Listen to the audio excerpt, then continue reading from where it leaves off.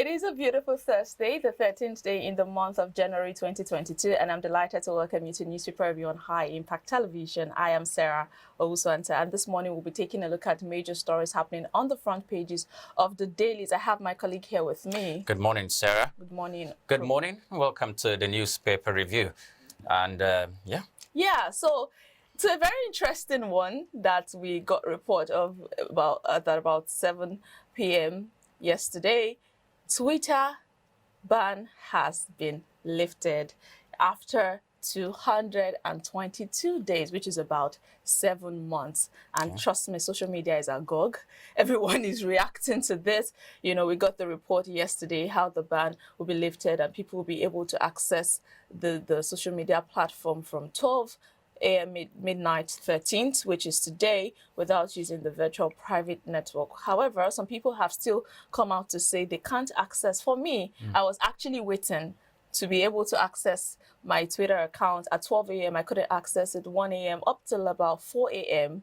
And, you know, it keeps going on and off. I think the issue about Twitter ban, there was some time ago last year, it made the news that Twitter has been lifted. Still, people couldn't access Twitter. They had to make use of the VPN. Okay, and now from the reaction that you get on social media, it doesn't look like the people care anymore. It doesn't appear like they care. Fine, if it has been lifted, good. If it hasn't been lifted, fine anyways. They just go on with their business. They've continued. I think people have moved on. And Twitter will have to do a lot of work to bring back the way they used to be patronized over here.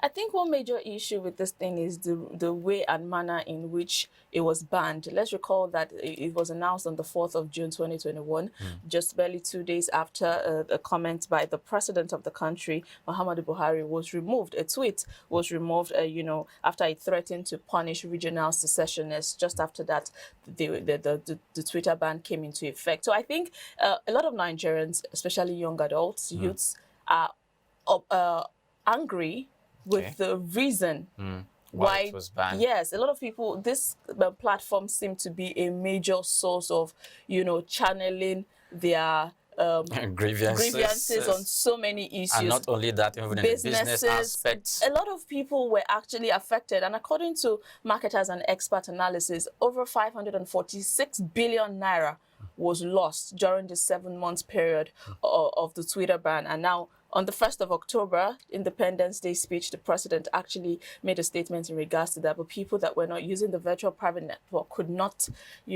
access it. And now it has been lifted for everybody. People are actually saying this is a strategy. Do you feel so? You know what I'm talking about. Well, I understand. I understand, of course. But I am more concerned about the aspect, like I said earlier.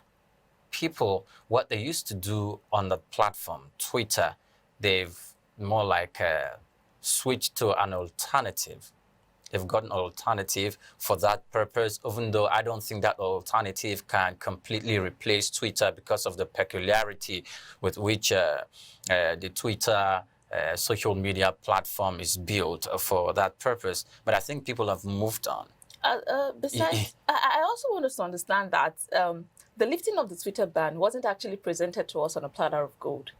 Okay, there are conditions surrounding it. Yeah, because if there's a statement here where they said Twitter ban would be lifted if they can pay taxes, and according to them, Twitter has agreed, to pay taxes. There still seems to be some sort of restrictions, some sort of conditions that needs to be met, in order to be able to consistently use the social media platform. So it's not as though we should just feel so relaxed and go ahead and do anything that we want to do because of those conditions that have been put in place. Well, Amnesty International said the Twitter ban in the first place was illegal and a restriction of the right to freedom of expression. My concern with that is they said it was an infringement on the right of freedom of expression. But looking at it, 222 days, 7 months, I don't think this matter was challenged in court. I don't think so. I didn't hear any report.